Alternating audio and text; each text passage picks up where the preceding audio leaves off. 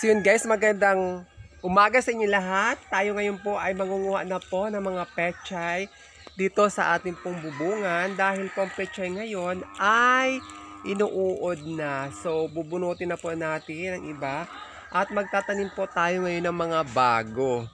So ganun lamang, so madali lamang po ang pagbunot nito kasi sa panahon kasi ngayon umuulan at umaaraw.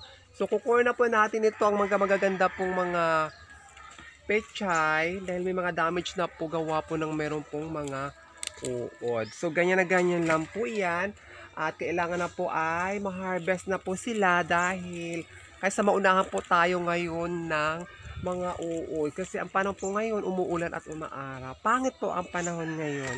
So pag hindi po natin to kinuha po yung mga pechay at mustasa, baka abutan po ito ng isang linggo ay ubos na po ito ang ating pechay. Tingnan nyo maigi po ang pechay, oh. Wala na po mga dahon ang iba at naubos na po talaga. Kinain nila. Ewan ko ba kung bakit pinagkakakain nila ito. Hindi ko alam kung nagugutom rin sila o talaga dala ng panahon. So sayang na sayang talaga, no? Dahil itong aking mga pechay ay dapat ito ay makabenta man tayo pero hindi. Mautak yung mga uod. So talagang kumagawa ng paraan para ay kainin nila kasi ito yung pangalawang tanim ko na ito, ang pechay tsaka mustasa. Nakaraan nagtanim din ako. So nagpupunlat tayo ngayon ng bago para naman sa tag-araw. Kasi ngayon hindi ko maintindihan kung summer ba talaga ito o panahon pa rin ng tag-ulan kasi malamig pa rin ang panahon. So ang hirap talaga ngayon ng panahon noon, hindi maintindihan natin no kasi pabago-bago kaya mga kaibigan, laging mag-ingat po tayo ngayon sa panahon at baka tayo ay lagnatin o kasi po uubuhin o tsaka magkasakit ang ating mga ulo o kasukasuhan. So ayan, gano'n lang po ang buhay po ni kangaroo, no? Kaya panatilihin po natin magtanim ng gulay para tayo ay hindi magutom-gutuman.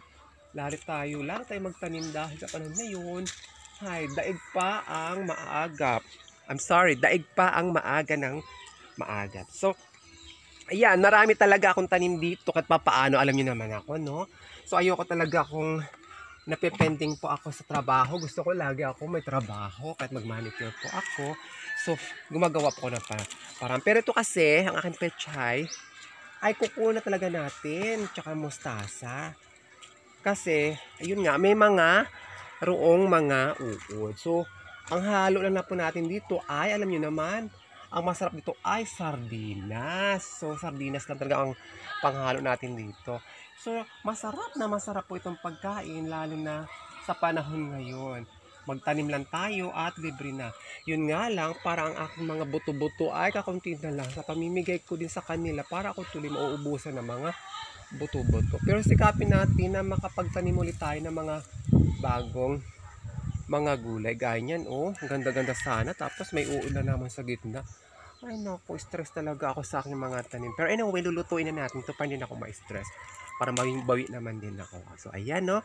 Kaya maraming salamat sa paninyo po ng aking live for today. Dahil magtanim lamang tayo. At iyan po ay mga magaganda pa po. Hindi po lahat ay kinuha ko. Yung may mga damage lang talagang kinuha ko. Para naman sila ay mapalitan ng tanim. So, magtatim naman po tayo ulit ng panibago. So, ito ay tinanggal ko kasi mga pangit na yung mga dahon. So, susunod, kapag may mga damage na naman, so, syempre, alisin naman natin sila kasi magulang na. Hindi na ako magbebenta ng gulay kasi ito pangkain ko lamang at sa aking mga kamag-anak. So, ayan no, maraming salamat po and God bless.